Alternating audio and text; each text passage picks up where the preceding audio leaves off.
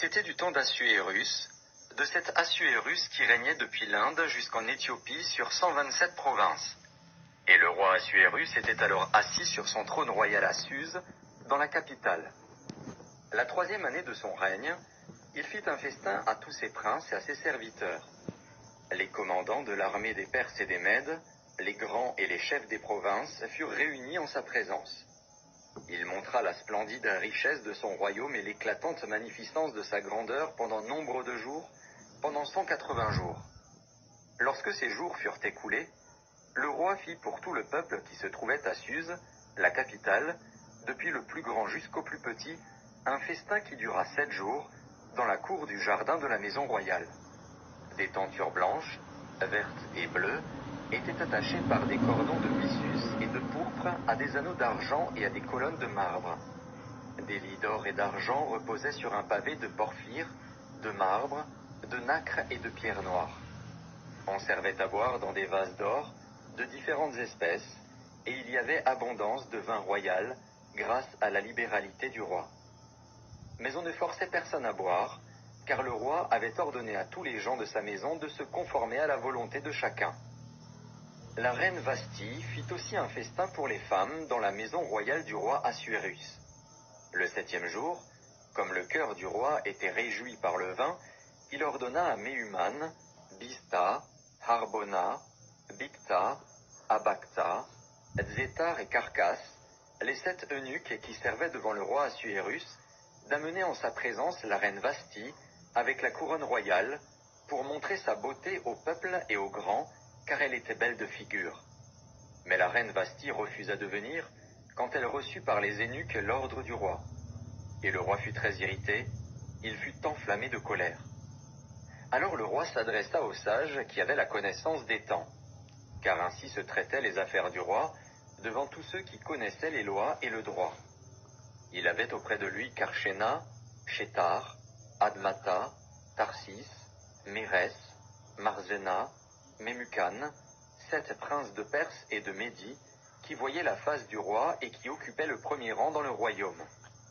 Quelle loi, dit-il, faut-il appliquer à la reine Vasthi pour n'avoir point exécuté ce que le roi Assuérus lui a ordonné par les eunuques? Mémucan répondit devant le roi et les princes. Ce n'est pas seulement à l'égard du roi que la reine Vasthi a mal agi, c'est aussi envers tous les princes et tous les peuples qui sont dans toutes les provinces du roi Assuérus. Car l'action de la reine parviendra à la connaissance de toutes les femmes, et les portera à mépriser leurs maris. Elles diront, le roi Assuérus avait ordonné qu'on amenât en sa présence la reine Vasthi, et elle n'y est pas allée. Et dès ce jour, les princesses de Perse et de Médie qui auront appris l'action de la reine, la rapporteront à tous les chefs du roi. De là beaucoup de mépris et de colère. Si le roi le trouve bon, qu'on publie de sa part et qu'on inscrive parmi les lois des Perses et des Mèdes, avec défense de la transgresser, une ordonnance royale d'après laquelle Vasthi ne paraîtra plus devant le roi Assuérus, et le roi donnera la dignité de reine à une autre qui soit meilleure qu'elle. L'édit du roi sera connu dans tout son royaume, quelque grand qu'il soit, et toutes les femmes rendront honneur à leur mari, depuis le plus grand jusqu'au plus petit. Cet avis fut approuvé du roi et des princes, et le roi agit d'après la parole de Mémucan. Il envoya des lettres à toutes les provinces du royaume, à chaque province selon son écriture et à chaque peuple selon sa langue. Elle portait que tout homme devait être le maître dans sa maison et qu'il parlerait la langue de son peuple. Esther, chapitre 2. Après ces choses, lorsque la colère du roi Assuérus se fut calmée, il pensa à Vasthi, à ce qu'elle avait fait, et à la décision qui avait été prise à son sujet. Alors ceux qui servaient le roi dirent, qu'on cherche pour le roi des jeunes filles, vierges et belles de figure, que le roi établisse dans toutes les provinces de son royaume des commissaires chargés de rassembler toutes les jeunes filles, vierges et belles de figure, à Suse, la capitale, dans la maison des femmes, sous la surveillance d'Égée, eunuque du roi et gardien des femmes, qui leur donnera les choses nécessaires pour leur toilette, et que la jeune fille qui plaira au roi devienne reine à la place de Vasthi. Cet avis eut l'approbation du roi, et il fit ainsi. Il y avait dans Suse, la capitale, un juif nommé Mardochée, fils de Jaïr, fils de Chiméi, fils de Kis, homme de Benjamin, qui avait été emmené de Jérusalem parmi les captifs déportés avec Jéconia, roi de Juda, par Nebuchadnezzar, roi de Babylone. Il élevait Hadassa, qui est Esther, fille de son oncle, car elle n'avait ni père ni mère. La jeune fille était belle de taille et belle de figure. À la mort de son père et de sa mère, Mardochée l'avait adoptée pour fille. Lorsqu'on eut publié l'ordre du roi et son édit, et qu'un grand nombre de jeunes filles furent rassemblées à Suse, la capitale, sous la surveillance d'Hégaï, Esther fut aussi prise et conduite dans la maison du roi, sous la surveillance d'Hégaï, gardien des femmes. La jeune fille lui plut et trouva grâce devant lui. Il s'empressa de lui fournir les choses nécessaires pour sa toilette et pour sa subsistance, lui donna 7 jeunes filles choisies dans la maison du roi, et la plaça avec ses jeunes filles dans le meilleur appartement de la maison des femmes. Esther ne fit connaître ni son peuple ni sa naissance, car Mardochée lui avait défendu d'en parler. Et chaque jour Mardochée allait et venait devant la cour de la maison des femmes, pour savoir comment se portait Esther et comment on la traitait. Chaque jeune fille allait à son tour vers le roi Assuérus, après avoir employé 12 mois à s'acquitter de ce qui était prescrit aux femmes. Pendant ce temps, elles prenaient soin de leur toilette, 6 mois avec de l'huile de myrrhe, et 6 mois avec des aromates et des parfums en usage parmi les femmes. C'est ainsi que chaque jeune fille allait vers le roi. Et, quand elle passait de la maison des femmes dans la maison du roi, on lui laissait prendre avec elle tout ce qu'elle voulait. Elle y allait le soir, et le lendemain matin, elle passait dans la seconde maison des femmes, sous la surveillance de Shaashgaz, eunuque du roi et gardien des concubines. Elle ne retournait plus vers le roi, à moins que le roi n'en eût le désir et qu'elle ne fût appelée par son nom. Lorsque son tour d'aller vers le roi fut arrivé, Esther, fille d'Abikaïl, oncle de Mardochée qui l'avait adoptée pour fille, ne demanda que ce qui fut désigné par Hégaï, eunuque du roi et gardien des femmes. Esther trouvait grâce aux yeux de tous ceux qui la voyaient. Esther fut conduite auprès du roi Assuérus, dans sa maison royale, le 10e mois, qui est le mois de Tébet, la 7e année de son règne. Le roi aima Esther plus que toutes les autres femmes, et elle obtint grâce et faveur devant lui plus que toutes les autres jeunes filles. Il mit la couronne royale sur sa tête, et la fit reine à la place de Vasti. Le roi donna un grand festin à tous ses princes et à ses serviteurs, un festin en l'honneur d'Esther. Il accorda du repos aux provinces, et fit des présents avec une libéralité royale. La seconde fois qu'on assembla les jeunes filles, Mardochée était assis à la porte du roi. Esther n'avait fait connaître ni sa naissance ni son peuple, car Mardochée le lui avait défendu, et elle suivait les ordres de Mardochée aussi fidèlement qu'à l'époque où elle était sous sa tutelle. Dans ce même temps, comme Mardochée était assis à la porte du roi, Bigtan et Téresh, 2 eunuques du roi, gardes du seuil, cédèrent à un mouvement d'irritation et voulurent porter la main sur le roi Assuérus. Mardochée eut connaissance de la chose et en informa la reine Esther, qui la redit au roi de la part de Mardochée. Le fait ayant été vérifié et trouvé exact, les 2 eunuques furent pendus à un bois, et cela fut écrit dans le livre des chroniques en présence du roi. Esther, chapitre 3. Après ces choses, le roi Assuérus fit monter au pouvoir Aman, fils d'Amédatha, l'Agagite. Il l'éleva en dignité et plaça son siège au-dessus de ceux de tous les chefs qui étaient auprès de lui.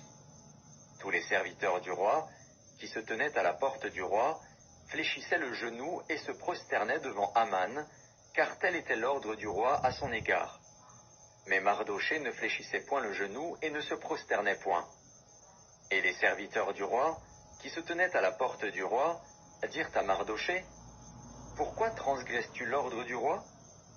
Comme ils le lui répétaient chaque jour et qu'il ne les écoutait pas, ils en firent rapport à Aman pour voir si Mardochée persisterait dans sa résolution, car il leur avait dit qu'il était juif. Et Aman vit que Mardochée ne fléchissait point le genou et ne se prosternait point devant lui. Il fut rempli de fureur. Mais il dédaigna de porter la main sur Mardochée seul, car on lui avait dit de quel peuple était Mardochée, et il voulut détruire le peuple de Mardochée, tous les Juifs qui se trouvaient dans tout le royaume d'Assuérus. Au premier mois, qui est le mois de Nisan, la 12e année du roi Assuérus, on jeta le pur, c'est-à-dire le sort, devant Aman, pour chaque jour et pour chaque mois, jusqu'au 12e mois, qui est le mois d'Adar.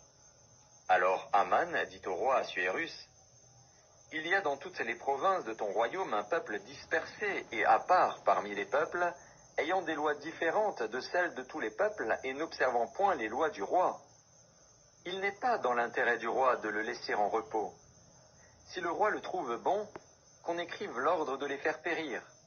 Et je pèserai 10 000 talents d'argent entre les mains des fonctionnaires pour qu'on les porte dans le trésor du roi. » Le roi ôta son anneau de la main et le remit à Aman, fils d'Ammédatha, l'Agagite, ennemi des Juifs. Et le roi dit à Aman, « L'argent t'est donné, et ce peuple aussi. Fais-en ce que tu voudras. » Les secrétaires du roi furent appelés le 13e jour du premier mois, et l'on écrivit, suivant tout ce qui fut ordonné par Aman, au satrape du roi, au gouverneur de chaque province et au chef de chaque peuple, à chaque province selon son écriture et à chaque peuple selon sa langue. Ce fut au nom du roi Assuérus que l'on écrivit, et on scella avec l'anneau du roi. Les lettres furent envoyées par les courriers dans toutes les provinces du roi, pour qu'on détruisît, qu'on tuât et qu'on fît périr tous les Juifs, jeunes et vieux, petits enfants et femmes, en un seul jour, le 13e du 12e mois, qui est le mois d'Adar, et pour que leurs biens fussent livrés au pillage. Ces lettres renfermaient une copie de l'édit qui devait être publié dans chaque province, et invitaient tous les peuples à se tenir prêts pour ce jour-là. Les courriers partirent en toute hâte, d'après l'ordre du roi. L'édit fut aussi publié dans Suse, la capitale. Et tandis que le roi et Aman étaient à boire, la ville de Suse était dans la consternation.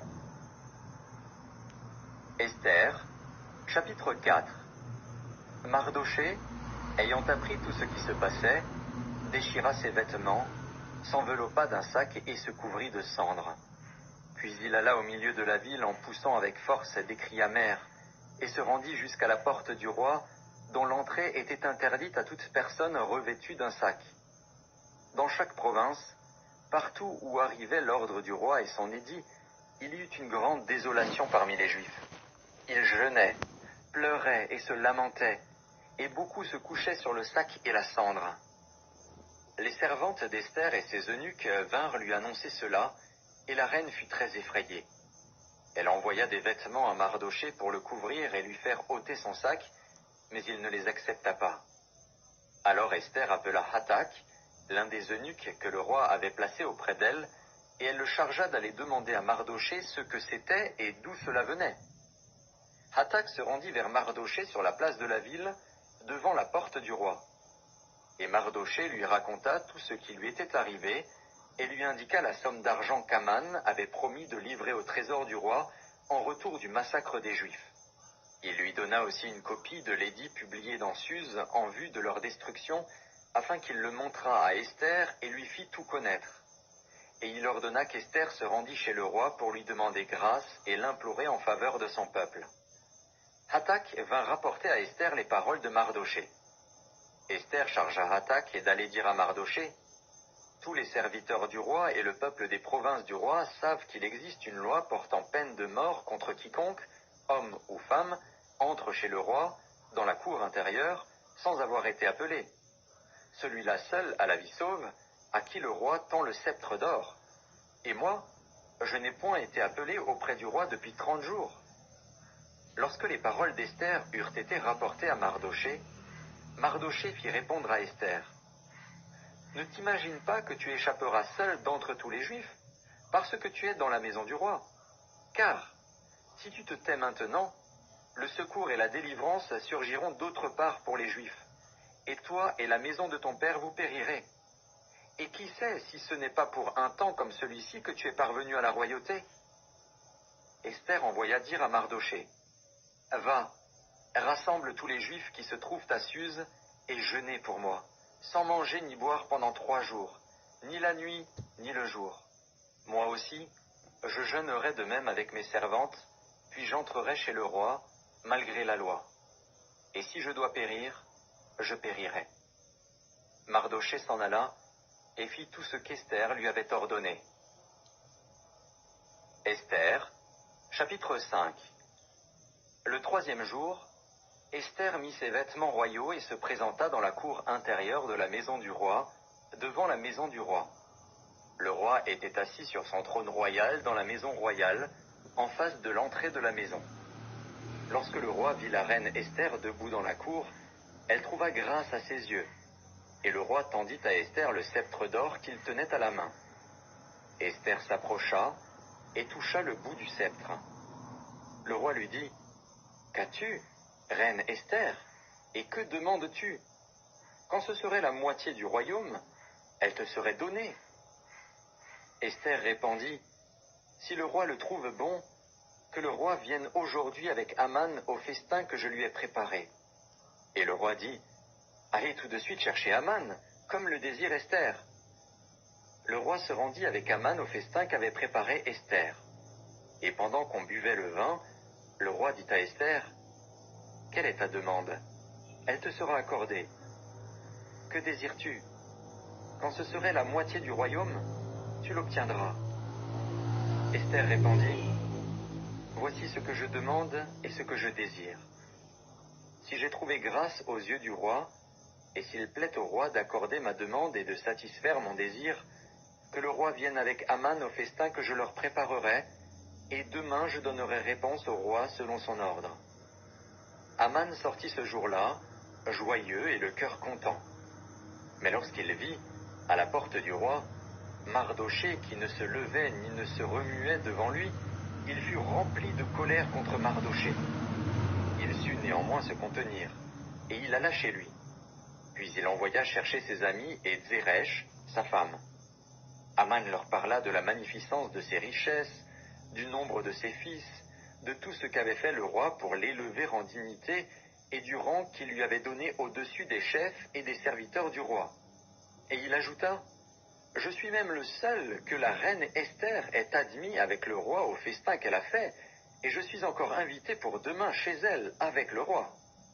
Mais tout cela n'est d'aucun prix pour moi aussi longtemps que je verrai Mardochée, le juif, assis à la porte du roi. » Zeresh, sa femme, et tous ses amis lui dirent, « Qu'on prépare un bois haut de 50 coudées, et demain matin demande au roi qu'on y pende Mardochée. Puis tu iras joyeux au festin avec le roi. » Cet avis plut à Aman, et il fit préparer le bois. Esther, chapitre 6. Cette nuit-là, le roi ne put pas dormir, et il se fit apporter le livre des Annales, les chroniques. On les lut devant le roi, et l'on trouva écrit ce que Mardochée avait révélé au sujet de Bigtan et de Téresh, les 2 eunuques du roi, gardes du seuil, qui avaient voulu porter la main sur le roi Assuérus. Le roi dit, « Quelle marque de distinction et d'honneur Mardochée a-t-il reçu pour cela? » « Il n'a rien reçu, » répondirent ceux qui servaient le roi. Alors le roi dit, « Qui est dans la cour ?» Aman était venu dans la cour extérieure de la maison du roi pour demander au roi de faire pendre Mardochée au bois qu'il avait préparé pour lui. Les serviteurs du roi lui répondirent, « C'est Aman qui se tient dans la cour. » Et le roi dit, « Qu'il entre. » Aman entra, et le roi lui dit, « Que faut-il faire pour un homme que le roi veut honorer ?» Aman se dit en lui-même, « Quel autre que moi le roi voudrait-il honorer ?» Et Aman répondit au roi, « Pour un homme que le roi veut honorer, il faut prendre le vêtement royal dont le roi se couvre, et le cheval que le roi monte et sur la tête duquel se pose une couronne royale. Remettre le vêtement et le cheval à l'un des principaux chefs du roi, puis revêtir l'homme que le roi veut honorer, le promener à cheval à travers la place de la ville, et crier devant lui, « C'est ainsi que l'on fait à l'homme que le roi veut honorer. » Le roi dit à Aman, « Prends tout de suite le vêtement et le cheval, comme tu l'as dit, et fais ainsi pour Mardochée, le juif, qui est assis à la porte du roi. Ne néglige rien de tout ce que tu as mentionné. » Et Aman prit le vêtement et le cheval, il revêtit Mardochée, il le promena à cheval à travers la place de la ville, et il cria devant lui, « C'est ainsi que l'on fait à l'homme que le roi veut honorer. » Mardochée retourna à la porte du roi, et Aman se rendit en hâte chez lui, désolé et la tête voilée. Aman raconta à Zeresh, sa femme, et à tous ses amis, tout ce qui lui était arrivé. Et ses sages, et Zeresh, sa femme, lui dirent, « Si Mardochée, devant lequel tu as commencé de tomber, est de la race des Juifs, tu ne pourras rien contre lui, mais tu tomberas devant lui. » Comme il lui parlait encore, les eunuques du roi arrivèrent et conduisirent aussitôt Aman au festin qu'Esther avait préparé. Esther, chapitre 7. Le roi et Aman allèrent au festin chez la reine Esther. Ce second jour, le roi dit encore à Esther, pendant qu'on buvait le vin, « Quelle est ta demande, reine Esther? Elle te sera accordée. Que désires-tu? Quand ce serait la moitié du royaume, tu l'obtiendras. » La reine Esther répondit, « Si j'ai trouvé grâce à tes yeux, ô roi, et si le roi le trouve bon, accorde-moi la vie. Voilà ma demande. Et sauve mon peuple. Voilà mon désir. Car nous sommes vendus, moi et mon peuple, pour être détruits, égorgés, anéantis. Encore si nous étions vendus pour devenir esclaves et servantes, je me tairais, mais l'ennemi ne saurait compenser le dommage fait au roi. » Le roi Assuérus prit la parole et dit à la reine Esther, « Qui est-il, et où est-il, celui qui se propose d'agir ainsi ?» Esther répondit, « L'oppresseur, l'ennemi, c'est Aman, ce méchant-là. » Aman fut saisi de terreur en présence du roi et de la reine. Et le roi, dans sa colère, se leva et quitta le festin pour aller dans le jardin du palais. Aman resta pour demander grâce de la vie à la reine Esther, car il voyait bien que sa perte était arrêtée dans l'esprit du roi. Lorsque le roi revint du jardin du palais dans la salle du festin, il vit Aman qui s'était précipité vers le lit sur lequel était Esther, et il dit, « Serait-ce encore pour faire violence à la reine, chez moi, dans le palais ?» Dès que cette parole fut sortie de la bouche du roi, on voila le visage d'Aman. Et Harbona, l'un des eunuques, dit en présence du roi, « Voici, le bois préparé par Aman pour Mardochée, qui a parlé pour le bien du roi, est dressé dans la maison d'Aman, à une hauteur de 50 coudées. » Le roi dit, « Qu'on y pende Aman. » Et l'on pendit Aman au bois qu'il avait préparé pour Mardochée. Et la colère du roi s'apaisa. Esther, chapitre 8. En ce même jour, le roi Assuérus donna à la reine Esther la maison d'Aman, l'ennemi des Juifs. Et Mardochée parut devant le roi, car Esther avait fait connaître la parenté qui l'unissait à elle. Le roi ôta son anneau, qu'il avait repris à Aman, et le donna à Mardochée. Esther, de son côté, établit Mardochée sur la maison d'Aman. Puis Esther parla de nouveau en présence du roi. Elle se jeta à ses pieds, elle pleura, elle le supplia d'empêcher les effets de la méchanceté d'Aman, la Gagite, et la réussite de ses projets contre les Juifs. Le roi tendit le sceptre d'or à Esther, qui se releva et resta debout devant le roi. Elle dit alors, « Si le roi le trouve bon et si j'ai trouvé grâce devant lui, si la chose paraît convenable au roi et si je suis agréable à ses yeux, qu'on écrive pour révoquer les lettres conçues par Aman, fils d'Amédata, la Gagite, et écrites par lui dans le but de faire périr les Juifs qui sont dans toutes les provinces du roi. Car comment pourrais-je voir le malheur qui atteindrait mon peuple, et comment pourrais-je voir la destruction de ma race ?» Le roi Assuérus dit à la reine Esther et au juif Mardochée, « Voici, j'ai donné à Esther la maison d'Aman, et il a été pendu au bois pour avoir étendu la main contre les Juifs. Écrivez donc en faveur des Juifs comme il vous plaira, au nom du roi, et scellez avec l'anneau du roi. Car une lettre écrite au nom du roi et scellée avec l'anneau du roi ne peut être révoquée. » Les secrétaires du roi furent appelés en ce temps, le 23e jour du 3e mois, qui est le mois de Sivan, et l'on écrivit, suivant tout ce qui fut ordonné par Mardochée, aux Juifs, aux satrapes, aux gouverneurs et aux chefs des 127 provinces situées de l'Inde à l'Éthiopie, à chaque province selon son écriture, à chaque peuple selon sa langue, et aux Juifs selon leur écriture et selon leur langue. On écrivit au nom du roi Assuérus, et l'on scella avec l'anneau du roi. On envoya les lettres par des courriers ayant pour monture des chevaux et des mulets nés de juments.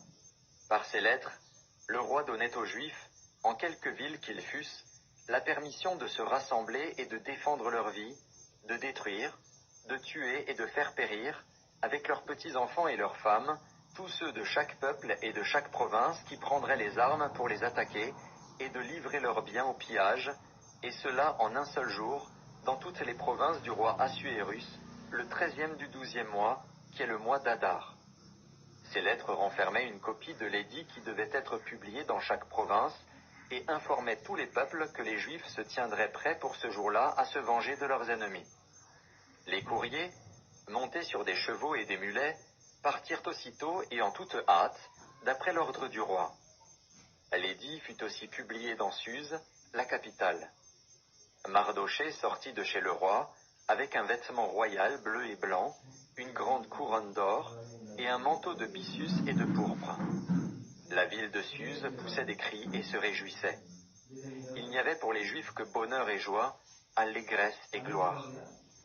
Dans chaque province et dans chaque ville, partout où arrivait l'ordre du roi et son édit, il y eut parmi les Juifs de la joie et de l'allégresse, des festins et des fêtes. Et beaucoup de gens d'entre les peuples du pays se firent juifs, car la crainte des Juifs les avait saisis. Esther, chapitre 9. Au 12e mois, qui est le mois d'Adar, le 13e jour du mois, jour où devait s'exécuter l'ordre et l'édit du roi, et où les ennemis des Juifs avaient espéré dominer sur eux, ce fut le contraire qui arriva, et les Juifs dominèrent sur leurs ennemis. Les Juifs se rassemblèrent dans leur ville, dans toutes les provinces du roi Assuérus, pour mettre la main sur ceux qui cherchaient leur perte. Et personne ne put leur résister, car la crainte qu'on avait d'eux s'était emparée de tous les peuples. Et tous les chefs des provinces, les satrapes, les gouverneurs, les fonctionnaires du roi, soutinrent les Juifs, à cause de l'effroi que leur inspirait Mardochée. Car Mardochée était puissant dans la maison du roi, et sa renommée se répandait dans toutes les provinces, parce qu'il devenait de plus en plus puissant. Les Juifs frappèrent à coups d'épée tous leurs ennemis, ils les tuèrent et les firent périr. Ils traitèrent comme il leur plut ceux qui leur étaient hostiles. Dans Suse, la capitale, les Juifs tuèrent et firent périr 500 hommes, et ils égorgèrent Parchandata, Dalphon, Aspata, Porata, Adalia, Aridata, Parmashta, Arisaï, Aridaï et Vagezata, les 10 fils d'Aman, fils d'Amédata, l'ennemi des Juifs. Mais ils ne mirent pas la main au pillage. Ce jour-là, le nombre de ceux qui avaient été tués dans Suse, la capitale, parvint à la connaissance du roi. Et le roi dit à la reine Esther, « Les Juifs ont tué et fait périr dans Suse, la capitale, 500 hommes et les 10 fils d'Aman. Qu'auront-ils fait dans le reste des provinces du roi? Quelle est ta demande? Elle te sera accordée. Que désires-tu encore? Tu l'obtiendras. » Esther répondit, « Si le roi le trouve bon, qu'il soit permis aux Juifs qui sont à Suse d'agir encore demain selon le décret d'aujourd'hui, et que l'on pende au bois les 10 fils d'Aman. » Et le roi ordonna de faire ainsi. L'édit fut publié dans Suse, on pendit les 10 fils d'Aman. Et les Juifs qui se trouvaient à Suse se rassemblèrent de nouveau le 14e jour du mois d'Adar, et tuèrent dans Suse 300 hommes. Mais ils ne mirent pas la main au pillage. Les autres Juifs qui étaient dans les provinces du roi se rassemblèrent et défendirent leur vie. Ils se procurèrent du repos en se délivrant de leurs ennemis, et ils tuèrent 75 000 de ceux qui leur étaient hostiles. Mais ils ne mirent pas la main au pillage. Ces choses arrivèrent le 13e jour du mois d'Adar. Les Juifs se reposèrent le 14e, et ils en firent un jour de festin et de joie. Ceux qui se trouvaient à Suse, s'étant rassemblés le 13e jour et le 14e jour, se reposèrent le 15e, et ils en firent un jour de festin et de joie. C'est pourquoi les Juifs de la campagne, qui habitent des villes sans murailles, font du 14e jour du mois d'Adar un jour de joie, de festin et de fête, où l'on s'envoie des portions les uns aux autres. Mardochée écrivit ces choses, et il envoya des lettres à tous les Juifs qui étaient dans toutes les provinces du roi Assuérus, au près et au loin. Il leur prescrivait de célébrer chaque année le 14e jour et le 15e jour du mois d'Adar, comme les jours où ils avaient obtenu du repos en se délivrant de leurs ennemis, de célébrer le mois où leur tristesse avait été changée en joie et leur désolation en jours de fête, et de faire de ces jours des jours de festin et de joie, où l'on s'envoie des portions les uns aux autres et où l'on distribue des dons aux indigents. Les Juifs s'engagèrent à faire ce qu'ils avaient déjà commencé et ce que Mardochée leur écrivit. Car Aman, fils d'Amédatha, l'Agagite, ennemi de tous les Juifs, avait formé le projet de les faire périr, et il avait jeté le pur, c'est-à-dire le sort, afin de les tuer et de les détruire. Mais Esther, s'étant présentée devant le roi ordonna par écrit de faire retomber sur la tête d'Aman le méchant projet qu'il avait formé contre les Juifs, et de le pendre au bois, lui et ses fils. C'est pourquoi on appela ces jours Purim, du nom de Pur. D'après tout le contenu de cette lettre, d'après ce qu'ils avaient eux-mêmes vu et ce qui leur était arrivé, les Juifs prirent pour eux, pour leur postérité et pour tous ceux qui s'attacheraient à eux, la résolution et l'engagement irrévocable de célébrer chaque année ces 2 jours, selon le mode prescrit et au temps fixé. Ces jours devaient être rappelés et célébrés de génération en génération, dans chaque famille, dans chaque province et dans chaque ville. Et ces jours de Purim ne devaient jamais être abolis au milieu des Juifs, ni le souvenir s'en effacer parmi leurs descendants. La reine Esther, fille d'Apicaïl, et le Juif Mardochée écrivirent d'une manière pressante une seconde fois pour confirmer la lettre sur les Purim. On envoya des lettres à tous les Juifs, dans les 127 provinces du roi Assuérus.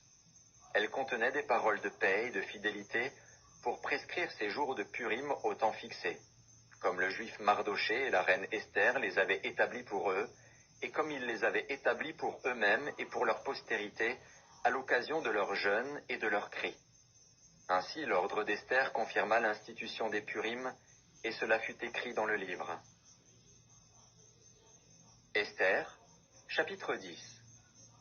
Le roi Assuérus imposa un tribut aux pays et aux îles de la mer. Tous les faits concernant sa puissance et ses exploits, et les détails sur la grandeur à laquelle le roi éleva Mardochée, ne sont-ils pas écrits dans le livre des chroniques des rois des Mèdes et des Perses? Car le juif Mardochée était le premier après le roi Assuérus. Considéré parmi les Juifs et aimé de la multitude de ses frères, il rechercha le bien de son peuple et parla pour le bonheur de toute sa race.